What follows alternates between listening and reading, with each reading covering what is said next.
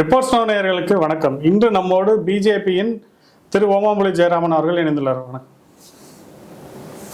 இப்போ சமீபத்தில் கரூரோட ஸ்டாம்பேட் நடந்தது, அதில் சில எவிடன்ஸ் எரிக்கப்பட்டதா ஒரு செய்தி வந்திருக்கு. அதை பற்றி ஒன்று பாருங்க. இந்த நல்ல வேளை ரிப்போர்ட் நவ் போன்ற சேனல்களாவது இதை போன்ற கேள்விகளை முன்னெடுக்கின்றீர்கள் என்பதற்கு என்னுடைய நெஞ்சார்ந்த நன்றி. இது கரூரில் வந்ததை எனக்கு தெரிஞ்ச ஜெயா டிவியோட கிளிப்பிங்ஸில் மட்டும்தான் நான் பார்த்தேன். நீங்கள் வேறு ஏதாவது சேனல் கிளிப்பிங்ஸ்லையோ இல்லை பத்திரிகை செய்தியிலையோ பார்த்த ஞாபகம் இருக்கா உங்களுக்கு? டைம்ஸ் ஆஃப் இந்தியாவில் போட்டிருந்தாங்க, ஆனால் அது கான்கிரீட்டாக எதுவும் எவிடன்ஸ் இல்லை அப்படின்ற மாதிரி தான் போட்டிருக்காங்க. ஆனால் சரி, கான்கிரீட்டாக எவிடன்ஸ் இருக்கோ இல்லையோ, இவங்க என்ன செஞ்சாலும் சந்தேகம். பனைமரத்துங்கீழ உட்காந்து பாலை குடித்தாலும் கல் தான் குடித்தான்னு சொல்கிற உலகம்.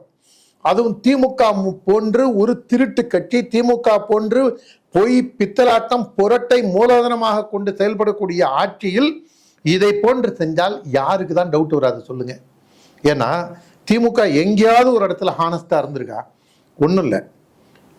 இவர் பகுஜன் சமாஜ் கட்சியை சேர்ந்த ஆம்ஸ்ட்ராங் படுகொலை செய்யப்பட்டார். ஆம்ஸ்ட்ராங் படுகொலையில் 2 என்கவுண்டர் போட்டாங்க.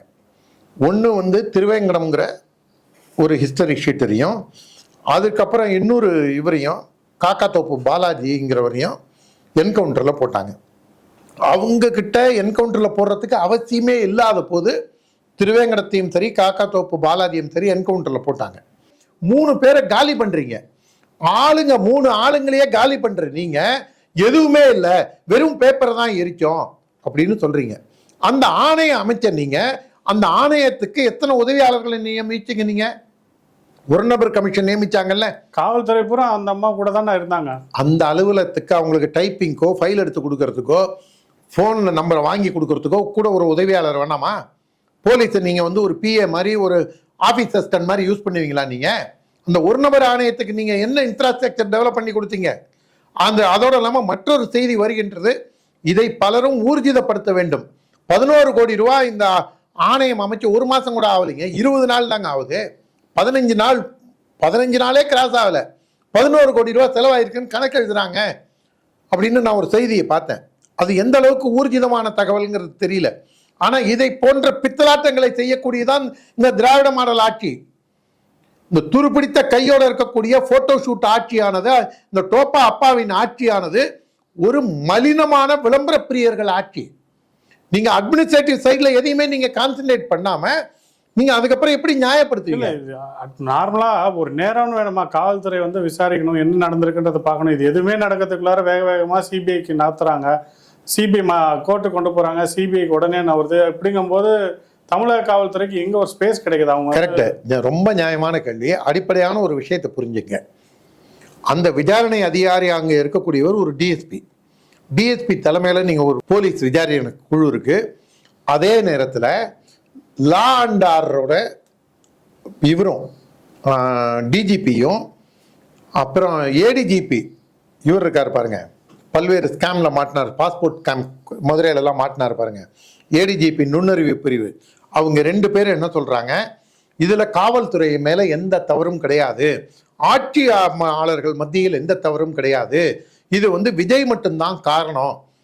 நீங்க ஒரு டிஜிபியும் ஏடிஜிபி டேவிட்சன் தேவாசீர்வாதமும் இப்படி சொல்லும் போது எப்படி ஒரு டிஎஸ்பி உண்மையை விசாரிக்க போவாரு? ஏடிஜிபியும் டிஜிபியும் ஒரு விஷயத்த சொல்றாங்க மக்கள் மத்தியில. நீங்க எப்படி, நான் என்ன கேட்கிறேன், உங்க ஓனரை மீறி நீங்க பேசுவீங்களா? உங்க பாச மீறி நீங்க பேசுவீங்களா? நியாயம்டா, நீதிடா, நேர்மடா அப்படின்னு செயல்படுற அளவுக்கு இவங்களுக்கு சுதந்திரமும் தைரியமும் இருக்கு. மொத்தமா அது காவல்துறையே தானே குற்றச்சாட்டு பண்றாங்க. அப்ப காவல்துறை தன்னிலை விளக்கம் அதுக்கு விசாரணை ஆணையத்துக்கு ஒத்துழைங்க. இந்த மாதிரி திமுக தன்னை தற்காத்துக் கொள்வதற்கு யாரையும் பலி கொடுக்கும். தினகரன் பத்திரிகையில 3 பேர் செத்து போனாங்க, ஊத்தி மூடப்பட்டது. தாவர்னா கிருஷ்ணன் வெட்டி படுகொலை செய்யப்பட்டார், ஊத்தி மூடப்பட்டது. அண்ணாநகர் ரமேஷ் கொலை, ஊத்தி மூடப்பட்டது. சாதிக் பாஷா படுகொலை செய்யப்பட்டார், ஊத்தி மூடப்பட்டது. அப்புறம் பார்க்குறவங்க கேட்க அடுத்த ஆட்சியெல்லாம் என்ன பண்ணாங்க? அதுதான் இந்த திமுகவோட பித்தலாட்டத்தனம். திமுகவுடைய அக்டோபஸ்காரங்கள் ஊடகத்திலிருந்து எல்லா இந்த சிஸ்டமையே கொலாப்ஸ் பண்ணி வச்சிருக்குங்கிற ஒரு நீதிபதி கொடுத்த கருத்துக்கு சுப்ரீம் கோர்ட் என்ன சொல்லிச்சு? சோசியல் மீடியாவில் அவரை எல்லாரும் ட்ரோல் பண்ணாங்க நீதிபதியை, அந்த நீதிபதியோட பின்னணியை போட்டு. அந்த அளவுக்கு திராவிட முன்னேற்ற கழகத்தின் அக்டோபஸ்காரங்கள், கொடுங்கோல்காரங்கள், ஹிட்லர் போன்று முசோலினி போன்று செயல்படக்கூடிய நாஜிக்கள் போன்று செயல்படுகின்றார்கள் இந்த திமுகவினர். இவங்கள்ட்ட நீங்க எப்படி நியாயத்தை எதிர்பார்க்க முடியும்? நாஜிகளுக்கும் திமுகவிற்கும் வித்தியாசமே கிடையாதுங்க. அப்புறம் நீங்க வந்து அதை எரிச்சாங்க, காவல்துறை இல்லையா, சீனி சக்கர சித்தப்பா ஸ்லேட்ல எழுதி நக்கப்பா, அவ்வளவுதான். திருமாவளவன் அவர்கள் அந்த கார் விபத்து நீங்க பார்த்துருப்பீங்க. அதுல வந்து 2 பக்கமும் எஃப்ஐஆர் ஃபைல் பண்ணியிருக்காங்க. அதை திருமாவளவன் அவர்கள் பக்கத்துலயும் வந்து பண்ணியிருக்காங்க, அந்த ராஜீவ்காந்தி வழக்கறிஞர் பக்கத்துல இருந்து பண்ணியிருக்காங்க. இதை பத்தி உங்களுக்கு? இந்த திருமாவளவன் விஷயத்துல, பைக்கில் மோதின விஷயத்துல, காரை கொண்டு போய் பைக்கில் மோதின விஷயத்துல அவங்க போட்டிருக்கிறது திமுகவோட பார்வையில சரிதான். திமுகவோட பார்வையில தமிழ் ஊடகங்கள், திமுகவின் காலை கழுவி குடிக்கக்கூடிய இந்த ஊடகங்கள் இருக்கு பார்த்தீங்களா, திமுகவிற்கு அடியாள் வாயை வச்சு அடியாள் வேலை பார்க்குறானுங்க பார்த்தீங்களா, இந்த நெறியாளருங்கிற போர்வேலை, இந்த பயலோட எல்லாருக்குமே அவங்க பார்வையில் அது சரிதான். ஏன்னா டிஜிபி ஆபீஸ் வாசல்ல தலித் சமுதாயத்திற்காக வேலை செய்யக்கூடிய ஏர்போர்ட் மூர்த்தி தாக்கப்படுகிறார். கைது செஞ்சது யாரை கைது செஞ்சாங்க? ஆனா யாரை செஞ்சாங்க? ஏர்போர்ட் மூர்த்தி. அந்த பயலுள்ள கைது செய்யல. விடுதலை சிறுத்தை சேர்ந்த காலி பயல்களை, ரவுடி பயல்களை கைது செய்யவில்லை. ஏர்போர்ட் மூர்த்தியை கைது செஞ்சு குண்டர் சட்டத்தில் போடுறீங்க. நல்ல வேளை இந்த ராஜீவ்காந்தி இன்னும் எப்படி சிறையில் போடாமல் இந்த திராவிட மாடல் ஆட்சி வச்சிருக்குன்னு தான் எனக்கு நான் இன்னும் அப்படியே ஷாக் ஆகிட்டேன். வடிவேல் பாணியில் சொன்னோன்னா நான் ஷாக் ஆகிட்டேன். இதில் ஹைகோர்ட் வாசல்ல உச்சநீதிமன்ற நீதிபதியின் மீது ஒருவன் செருப்பை எறிந்து விட்டான், அதை கண்டித்து ஆர்ப்பாட்டம் வரவேற்கின்றோம். அதை முடித்து வெளியில வர திருமாவளவன் இன்னொரு வக்கீலை போட்டு பொலன்னு புழக்கிறானுங்க இந்த சீட்டா குட்டிங்க. அதை கார்ல இருந்து என்ன பண்ணோம்? நானே கார்ல போகும்போது கூட நான் ஒரு சாதாரண ஆள், நான் ரோட்ல நடந்து போனா 10 பேருக்கு தான் தெரியும். திருமாவளவன் அப்படி இல்லை, ஊரறிந்த தலைவர். நான் 10 பேருக்கு தெரிஞ்ச நானா இருந்தா கூட போகும்போது என்ன ஆகும்? வண்டி மோதுற மாதிரி பிரச்சனை வந்ததுன்னா, வேணாம்ப்பா இறங்கி காரை விட்டு இறங்கி, தப்பா எடுத்துக்காதப்பா, போப்பா, அப்படிதான் பக்குவமா பேசி அனுப்போம். அவர் தான் சொல்றாரு, வெளியில என்ன நடந்ததுன்னே எனக்கு தெரியாது அப்படின்றாரு. பின்னாடி பிஜேபியோட சதி இருக்குமோ அப்படின்றதுல அவர் சொல்றாரு. கரெக்ட் தான். அவரை பொறுத்த வரைக்கும் எல்லாமே பிஜேபியோட சதி தான்.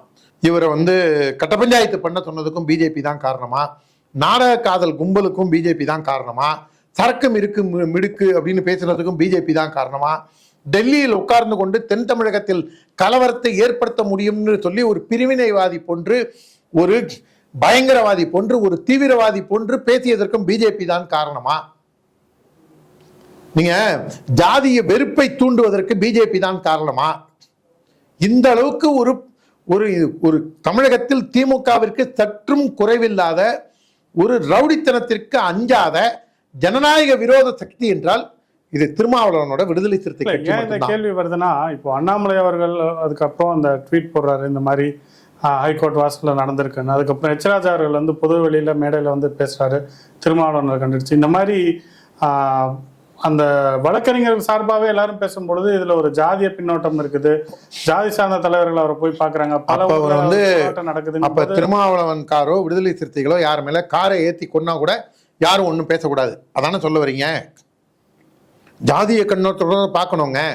அவங்க ஒரு கொலை செய்யறதுக்கு திருமாவளவனுக்கு உரிமை இல்லையா? அப்படிதானே கேட்குறீங்க நீங்க? இல்லை, அப்படிதானே கேட்குறீங்க? விடுதலை சிறுத்தைகளுக்கு ஒரு கொலை, ஒரு கொள்ளை, ஒரு கற்பழிப்பு, ஒரு லூட்டிங், ஒரு ஆர்சான், இது செய்யறதுக்கு விடுதலை சிறுத்தைகளுக்கு இந்த நாட்டில் உரிமை இல்லையா? அதானே நீங்க கேட்குறீங்க? உங்க கேள்வியோட அர்த்தம் தானே? அப்படி இல்லை, அவர் தரப்பு நியாயத்தை அவர் சொல்றாருல்ல. ஏங்க அவன் என்னைக்குங்க நியாயத்தை பேசியிருக்கான்? அதை சொல்லுங்க நீங்க. என்னைக்கு அவனுங்க நியாயத்தை பேசியிருக்கானுங்க?